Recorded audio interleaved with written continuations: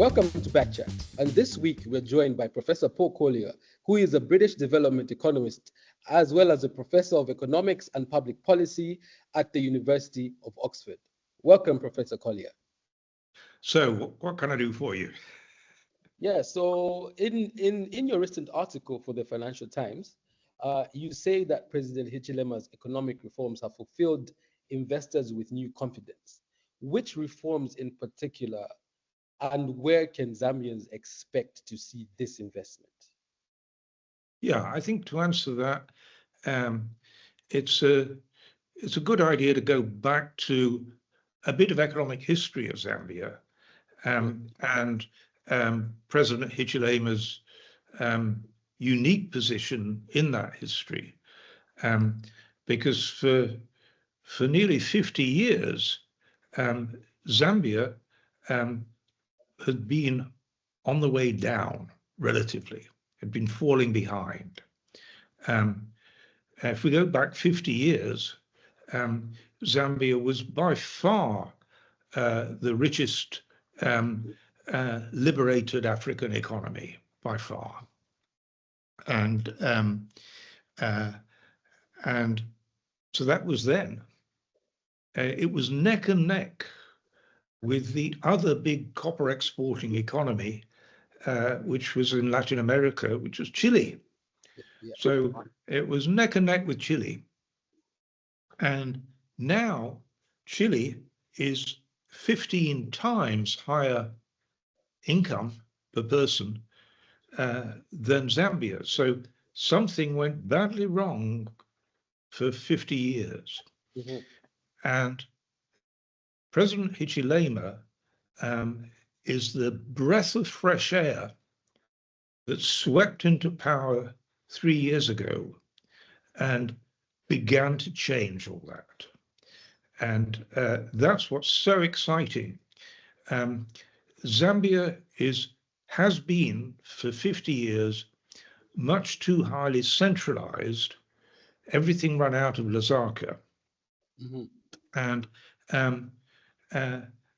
President Hichilema, who's very experienced, very sophisticated economist, previously head of Barclays for Southern Africa, very distinguished man.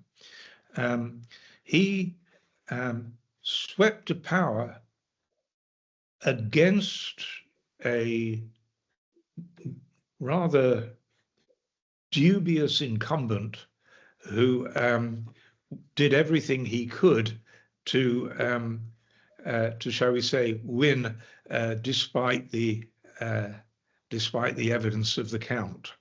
And one of the most exciting things that President Hichilema pledged to do, and certainly the thing that I woke up to and paid attention about, was he committed to devolution. Mm-hmm. He said that far too much decision-taking has been done in Lusaka, and we need to devolve decision power, agency. We need to devolve it to communities, to farm communities around the country, and to the Copperbelt, the regions of the country. And I think that's a very exciting change. Many countries in Africa are over-centralized. And what President Hichilema is pledging to do is long overdue, and I think will make a big difference. I should add that Hichilema, I think, will win the next election. Okay, so you've touched on this a bit already. Just to bring you back. So you've been a close observer of Zambia's economy for many years now. Do you feel the country is in a stronger position now than it was 5 years ago? The country is still in a difficult position, through no fault of President Hichilema. It's been hit by two very separate things. One is the debt crisis, which is only now getting resolved, which is a long drawn out agony. And the other is the droughts. And so this double whammy of debt and drought, of course, has made life very difficult. It's been a lot less difficult than if President Hichilema hadn't been around, with the credibility and authority to attract very, very senior people. If you look at who's come to visit Zambia and talk about these issues, it is the very top of the international agencies. It's the very top in America. It's been the very top in Britain. Visitors are brought in to talk with President Hichilema. That shows the level of authority that and respect that he commands in international circles. And that is gradually, much too slowly, but it is now starting to pay off. Now we've got that first 3 years of a long process. I think he will win that second term. He'll deserve to win that second term. And that gives him from now another 7 years in power. By the end of his second term, a further 7 years of gradual reform. The people of Zambia will see a big difference. They will start to see the jobs flow. And not only will Zambia see change, but I believe that President Hichilema will set a role model for the rest of Southern Africa. And the reforms will be much more extensive than just making use of the minerals. It will extend into agriculture and a lot of new businesses. After all, President Hichilema was a businessman who is familiar with a range of business activity. Zambia is par excellence a country of small firms, SMEs, and finding the venture capital which will catalyze new businesses in new sectors. That is a very exciting prospect of the future, I think. So, Professor, just to bring you back, you were talking about President Hichilema being in his first 3 years term in office. In your essay in 2014, Zambia, a time of big opportunities and tough decisions, you say that the crucial period for government is the midterm, like you've already highlighted, when they must implement the tough decisions needed for economic growth. So in the first 3 years of President HH's term, do you think those tough decisions have been made by President HH? Yes, I think they have.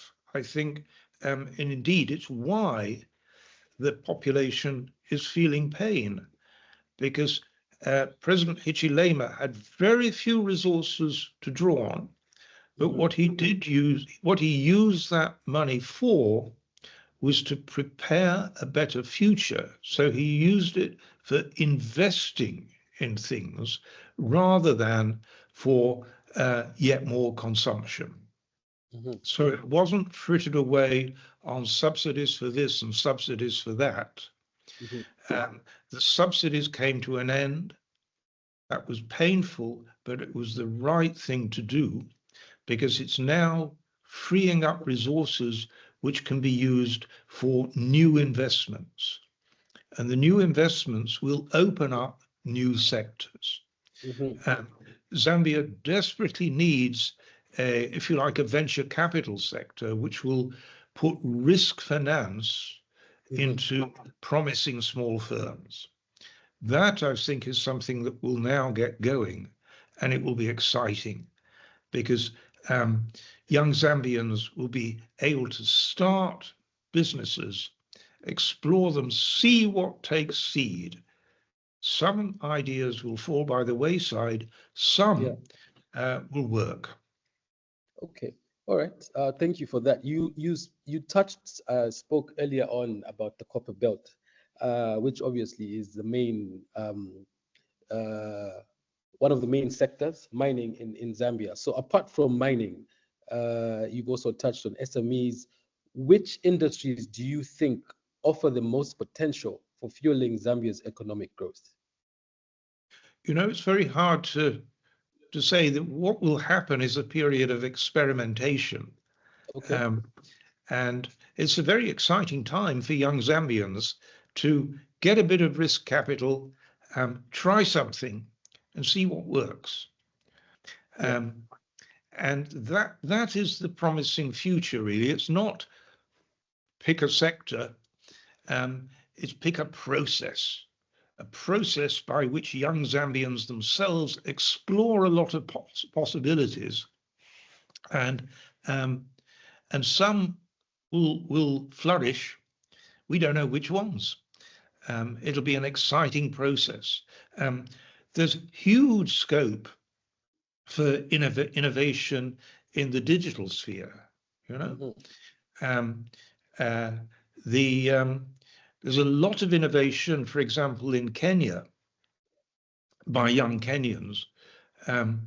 Google traveled to Kenya not to teach young Kenyans, but to learn from young Kenyans what they were doing, because Google realized that that young Kenyans had moved beyond, ahead of the technology that Google was using. If that's true of Kenya, I'm sure it can be true of Zambia, right? Yes. So that's the sense in which the youth vote will still matter, and empowering youth to start small businesses. That's a really exciting thing to do. So, Professor, with the future being much more exciting, you've spoken about President HH having another 7 years, meaning you are quite confident he's going to get a second term. What would that likely mean for the Zambian economy? I think it will mean that there will be more investment in the sort of infrastructure that's really needed for the 21st century. Now, what is that infrastructure? Partly it's physical infrastructure, transport, connections, but a lot of it is e-connectivity. You know, if you're going to be landlocked, as Zambia is, you better not be e-locked, right? Yeah. And you also better not be airlocked. So opening the skies is a big potential there. There's a huge range of minerals in Zambia, many of which you don't even know you've got yet. So prospecting for a wide range of minerals, there's many different crops can be grown in Zambia. If you get a diversified range of crops, you know, Southern Africa's been over-invested in monocrop agriculture, maize. Move beyond maize. There's a wide range of crops that are more resilient to climatic variation. Yeah, so thank you for that. It's exciting what can be done, you know, you ain't seen nothing yet. Thank you for that, Professor. You spoke about Zambia being hit with a double whammy of debt and drought. And at the moment, the atmosphere is a bit tense, and many Zambians are understandably struggling with the high cost of living, the exacerbated by drought, and the current electricity crisis. Are there any signs that the economy will improve for ordinary people? The improvement is won as the battle for higher productivity is won. Mm-hmm. There's no other way, really. I think the future is the gradual struggle to win the battle for productivity across the economy. That means, yes, a more productive copper belt, a more productive agriculture, a more innovative set of small businesses.